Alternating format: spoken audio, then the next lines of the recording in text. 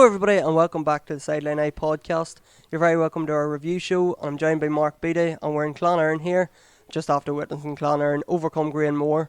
Mark, we know the playoffs now, we know who's through to the quarter-finals, that's the group stage is over. I suppose we'll just start with this game, Greenmore and Clonmore. A great win for Clonmore, a great home win, and they're through to the quarter-finals. Yeah, fantastic performance there. Maybe the first 10 or 15 minutes, Greenmore really put it up to Clonmore, won a lot of ball in around the middle because of their big physical team. But in saying that, once Clonmore got the grips of that, they really took control of the game and started overturning balls, winning balls in around the middle, breaking a lot of ball, and from there on, then Turbo and the Lakes then got on ball and we got the scores and got ahead of Greenmore. It was just an all-round good team performance from Clonmore, and it's a great win to top the group, as we spoke about during the week. To get that week off and to get themselves now, a few players, just ran Owens are still carrying an ugly injury. Ballymacnab came on the other night. So that'll help clear any wee niggles that them boys have, and then you have 2 weeks now and get a look at the rest of the teams next week. So it's good times for Clonmore at the moment. They're definitely in a good place, and they'll not be fearing anybody, and I'm sure they've set a marker out here tonight that a few teams, nobody will really be wanting to get them either, I don't think. And I think, Mark, you talked about the players sort of coming in and out from last week, and that it just shows the strength and depth I suppose Clonmore have, and that's going to be something that'll trouble the rest of the teams for the duration of the championship. It will, but it'll also trouble Rory. For him picking the first 15, it must be so hard, But he's got it right so far. He's got it right in the league. He's got it right so far in the championship. You look at last week, Adam Kelly, he was on the team of the week. You had Declan Malone scored a goal. These guys that never played this week. But at the same time, you had Ryan Meehan, who's come in there tonight, first start of the championship and had an absolute stormer of a game. Micheál O'Shea came back in there after carrying an injury, who was one of Clonmore's best players throughout the league. So it's just great, but it's keeping these guys happy and what is the best 15 and stuff like that there. But at the moment, it's not causing us any concern, so it's good, yeah. I know yourself and Paddy Grimley was on commentary for Armagh TV, and I'm sure you had the calculators out, because I was at the St Peters games and they were racking up a big score, and it was trying to work out the score difference to see who finished second and third. But St Peters, they had a great win against the Grange. It was a tight enough first half. Even Lavery got a goal in the first half, which sort of opened up a bit of a gap, and St Peters just pulled away in the second half then. But I suppose I was telling you off air, Aaron Findon seemed to pick up an arm or shoulder knock on heading into the playoffs now next week. That's a massive miss for them. I think they take on the Harps, and for him missing, it's just a huge blow for them. Well, Aaron's he's the leader of St Peters. He's the man who's going to win the ball around the middle. If they're a few points down, he's the man. They'll maybe try in the full forward. If Aaron Fenton's out, that'll be a massive boost to the Harps and a massive loss to St Peters. Now, St Peters, after the first week, took the heavy beating from Clonmore. They came back, they regrouped, they got a good point against Greenmore, and then they came this week and they've got a real good victory against the Grange. So St Peters are going one road where they have maybe looking at it and thinking, the confidence is coming up. So for Aaron to be out, that'll be a massive loss to them. But at the same time, there'll be a lot of confidence in St Peters, and they'll be going into that game full of confidence, thinking, why can they not make it a quarter final? I'm just thinking about Greenmore on the other hand. They have come off now a win, a draw, and a heavy defeat. So how they're going to get themselves up for their game next week, so between St Peters and Greenmore, it's a massive difference between both teams, But St Peters definitely will be feeling confident going in to play that game next week. And we mentioned they're playing the Harps and Madden played today as well in the athletic grounds. The Harps were out of it by all means. It looked like they were out of it. Madden were 6 points up and looked to be cruising. They got a black card and Harps got 2 goals, and suddenly it's a draw. So I suppose it just shows you can't read into stuff too much. Just a split-second decision, or because it was I'm not sure who took the first shot, but Jamie Sheridan saved it, and it just come out to Darren Murphy, who punched it home, and that kick-started the Harps' revival. So the Harps, after last week's sort of tough defeat to Silverbridge, they've bounced back and they'll be happy with a draw. They will, yeah. Well, how well Madden has performed too, and got themselves in a position to be in front, and confidence is bound to be low in the Harps, but to come away with a draw against Madden tonight, that's going to give them a massive boost. And the whole key for a lot of teams here, and I was expecting that tonight with Dromintee, was to try and stay in the game. And the Harps staying in the game and staying tight, you've always got a chance, and you get a ball in there and you get a fluky goal or any sort of goal. That's getting you back into the game, and that's basically what's happened with the Harps. And again, I still don't know where the Harps are at because last week's performance was poor. They were 6 points down tonight, and yes, they got back, so it'll give them a bit of belief. But I think that it's going to be it'll be a real tight game. But and as you say, Aaron Fenton's going to be a massive loss if he's out. That. But if Aaron was available, I would definitely be thinking St Peters are going to make a quarter final there. And I suppose on Madden's point, spoke to Niall Grimley after the game, who made his comeback. His father was telling me it was the 16th of September 2021 was the last time he played for Madden, so almost 2 years to the date. But he come on, won a couple of kickouts, took a couple of heavy knocks, which I spoke to him about. But I suppose we'll hear from Niall, but just great. I speak for everybody in Armagh, I suppose. It's great to see him back. Absolutely fantastic. Niall just loves his football. Great player, and all the Grimleys, they're mad into Madden, and they're always fully committed to the club. And for Madden, for Niall, and for everybody, it's a great lift for Armagh. It's great to see him back. It definitely is. Now, I was joking with Paddy there that he didn't make that good of a comeback because when he came on, they were 6 points up. But no, it's a great lift for Madden, and I'm really pleased to see Niall back at it. So we'll hear from Niall. I spoke to him after the Madden game. Niall, it's been a long 2 years for you. Great to be back in. Yeah, it's been 2 years. I was thinking about it this morning. It's been 2 years since I put the Madden jersey on, so no, it's unbelievable. Any day you get to represent your club, it's unbelievable, especially we're family orientated, so no, it's brilliant.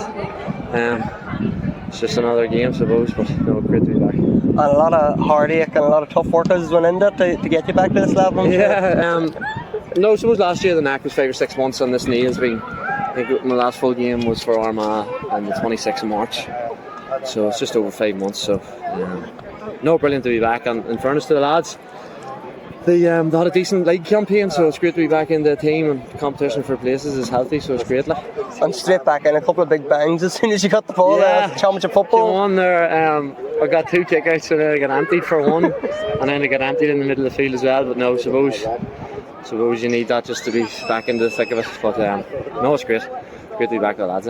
And obviously disappointing that you didn't win the game with 2 late goals there from the Harps, but a draw does usually top the group and you are through to the last 8 anyway. Yeah, no, we're very disappointed to concede them 2 goals at the end there. We were 6 points up and we should be seeing out the game, maybe just winning by 5, 6 or 7, so we've worked to do that end. But no, suppose the objective was, when we seen the group, look, top the group and get to the quarter-finals, so that gives me especially a couple of weeks to get training and stuff. So the objective was to top the group. We got 2 wins and a draw, so in fairness to the Harps, they dug deep there to get the 2 goals and were pushing on hard. We were a man down, so sort of in the balance there we were nearly happy enough with the draw, but we're disappointed to be 6 down and concede 2 goals.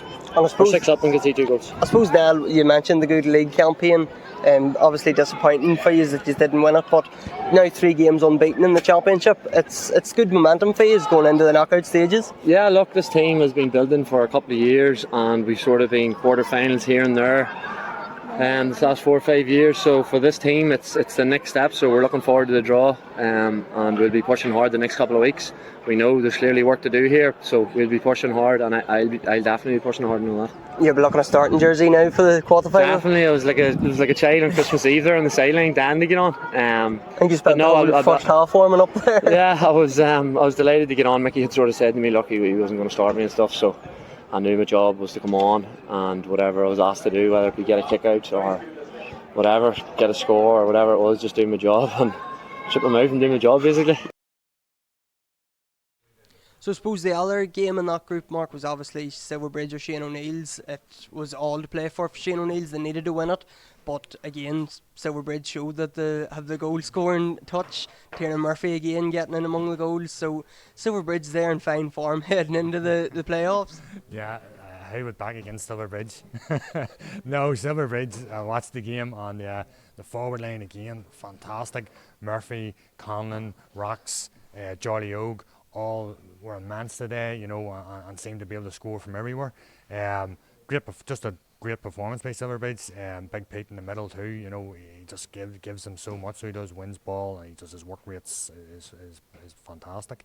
So you know, well impressed by Silverbridge, but at the same time, Shane O'Neill's, you know, there were maybe no chance really of qualifying. So you know where they were at. You have to sort of ask questions about that as well. You know, it was a poor performance by Shane O'Neill's, but all credit to Silverbridge. They've came back from the Madden game and they've produced 2 fantastic performances. And as we spoke last week, you know, Silverbridge are going to be full of confidence going into this next match. You know. And Mark, we talked about getting the top spot was so important because you get that couple of weeks break. For Silverbridge, I suppose they don't want to break the way they're playing and the scores they're racking up. They're happy enough with the week-on-week approach. Absolutely, yeah. I suppose if you looked at Greenmore, they would probably love a week off. But Silverbridge just want to be playing now. They just can't wait to get out training again on Tuesday night and get out of the game next weekend and basically bring anyone on for Silverbridge. That's the way they'll be thinking at the moment. But I was very impressed by them, and I don't want to put the scud on them or anything because, but yeah, they're really a big performance by them again today, and they backed up last week's performance. So yeah, they'll be full of confidence at the moment, you know. And on to Saturday's games then, in Group A. I'll let you do most of the talking about Ballymacnab and Clevie here, Mark, because I'm just not ready to talk about it yet. But Ballymacnab in a winning position, couple of minutes left, and Clevie just reel off 1-5 and win by 5 points on top of the group. Well, Ballymacnab, personally, I seen the game. It was a brilliant game. I thought it was a brilliant game. Both teams really went at it. 1 minute, Ballymacnab had the game lost, then they had it won, and then they had it lost again. So it was, you know, I think it was 5 in it at the end. Was there 6? 5, and you know, it was never a 5 point defeat for Ballymacnab. It was really a 1 or 2 point swing anyway. Really, that's the way that game should have been. But they're still bound to, and you and the whole squad is bound to be sick at the fact of losing that game, because they really would have geared for finishing in top spot. And I'm sure with 5 minutes, maybe 2-3 minutes to go, they were in that position to finish in top spot, and to give away that goal, and also they had the opportunity to maybe get 3 or 4 ahead. One time Rory kicked the ball into the keeper's hands. I think Jack kicked the ball into the keeper's hands, and you know, Clevie went up the field and got a goal from that there. So you know, they'll be hurting from that there, but they have to take a lot of positives out of their performance, you know, and how they played in all 3 games, you know. So if I was Ballymacnab, I wouldn't be too down about it. Yes, they would have preferred to get that week's break, but again, if they really sit back and look at it, I think they know they're in a good enough place, you know. I think we've spoke about their midfield before, Mark, but such a midfield pair, and they got 4 points from midfield to Cathal Boylan kick 2 and Callum O'Hare kick 2. So when you have a midfield pair that can do everything, they can fetch, they can kick, they can score, track back, tackle, it's very hard. I know, personally speaking, for Ballymacnab, it was very hard to break that down. It was indeed. No, they totally won the midfield. Even the week before against Maghery, the amount of ball that Clevie won, they just maybe Maghery was able to tighten the pitch and they weren't able to get away. But O'Hare and Boylan, I thought they were absolutely brilliant. You know, really a top quality performance. And O'Hare has been very good for Clevie in all 3 games. Boylan has been in and out of it, but on Saturday there, he really impressed me, and he kicked 2 fantastic scores. So yeah, no, Clevie around the middle and half forward line stuff, they're very physical, but not just are they physical.